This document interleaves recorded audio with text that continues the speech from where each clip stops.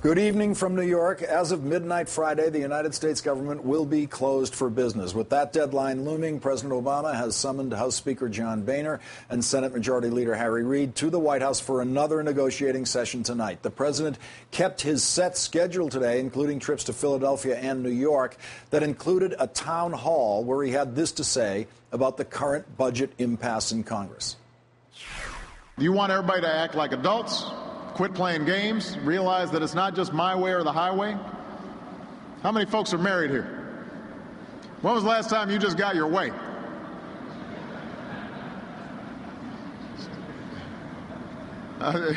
That's not how it works, right? He lifted his wife's hand up. No. I mean, the fact is that you have to make compromises as a family. That's what we are, the American family. So Democrats and Republicans need to get together, work through their differences, keep the government running so we can focus on keeping this economy growing.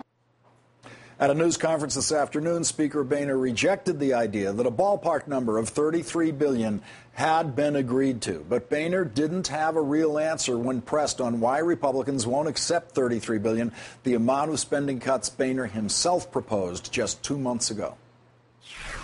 Well, it would be easy to just fold your cards and go home. That's not what the American people elected us to do. They elected us to cut spending because cutting spending will lead to a better environment for job creators to create jobs.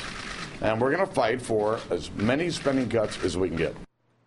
But Speaker Boehner continues to insist Republicans don't want a government shutdown. Republicans have no interest in shutting down the government. Shutting down the government, I think, is irresponsible, and I think it'll end up costing the American taxpayers more money than we're already spending. The Republicans are continuing to push a third stopgap measure, which would exact $12 billion in spending cuts in order to fund the government for just one more week. But President Obama flatly rejected that offer yesterday. Tonight on the Senate floor, Harry Reid called that offer fantasy. The Tea Party holds the key to the box John Boehner is locked in now, and this morning, the congressional leader of the Tea Party indicated she might give Boehner some room to maneuver. I firmly believe that by Friday a deal will be made. I doubt that we'll see a government shutdown in the final analysis. I actually think that we will come to an agreement, and then we'll move on to 2012, and then you'll see, I think, some dramatic. Joining me now is Congressman Blake Farenthold, a Republican who represents the 27th District of Texas. Thanks for joining us tonight, Congressman. My pleasure. Good to be here. Do you agree with Michelle Bachmann that you do not expect a government shutdown on Friday? Everybody on the Republican side is working to avoid it. Nobody wins in a government shutdown. I think we're going to avoid it. If you have the deciding vote to cast on a government shutdown, on a $33 billion package of compromise cuts between Speaker Boehner and the White House, would you vote for that package to avoid a government shutdown? It depends on what all is in it. We promised $100 billion in cuts when we were elected in the Pledge to America. But you've got to give me something to take to the people back home to say, I settled for less, but look what I got. Well, in settling for less, most of the polling indicates that the American people want you to settle for any package that avoids a government shutdown. That is what the American people don't want. Why would you have to explain to your constituents why you didn't shut down the government?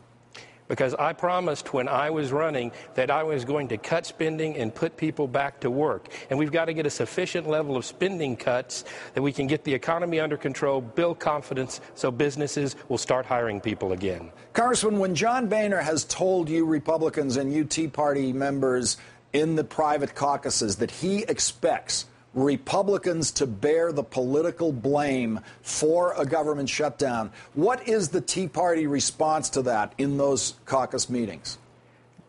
Mr. Boehner has never said he expects us to bear the blame of a government shutdown. This is clearly the fault of the Democrats. They failed to pass a budget last year. They failed to act on H.R. 1, and they failed to act like adults and act reasonably in reaching a compromise with us.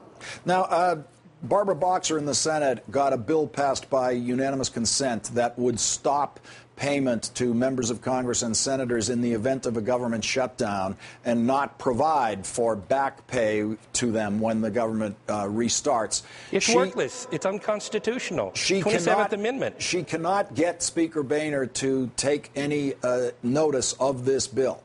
Well, I think that's because we in the House realize that the Constitution says you can't change the compensation of a congressperson without an intervening election. It's plain, simple English in the 27th Amendment. Google it.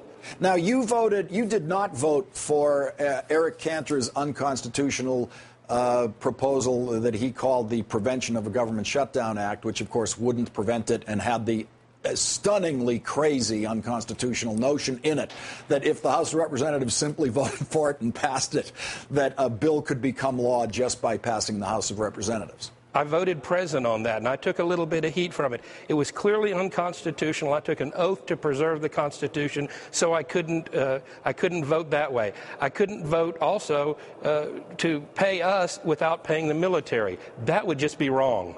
Well, Congressman, I've got to commend you on not joining Eric Cantor, your leader, on this most absurd anti-constitutional act that he took. You're a freshman. You came into this body when reading the Constitution was the most important thing your party could do on the House floor, and then also insist that all bills brought to a vote in the House pass a constitutional test before being brought to a vote in the House. What do your fellow Republicans who voted for an unconstitutional bill, knowingly voted for an unconstitutional bill, say to you about why they did that? Well, I think the bill, they argued that at least the pay portion of it was constitutional because we would eventually get paid. It would just delay our payment.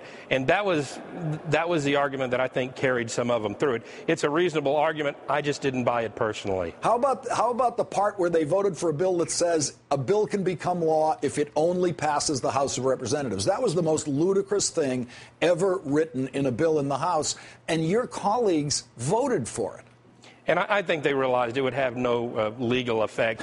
We're big on symbolic gestures. I think you can see. But, Congressman, the symbolic gesture there was contempt of the Constitution by a party that came in saying we're all about the Constitution. Again, like I said, I voted present because I had my constitutional concerns. All right, you did the right thing on that one, Congressman. Republican Congressman Blake Farenthold of Texas, thank you very much for joining us tonight. My pleasure, anytime.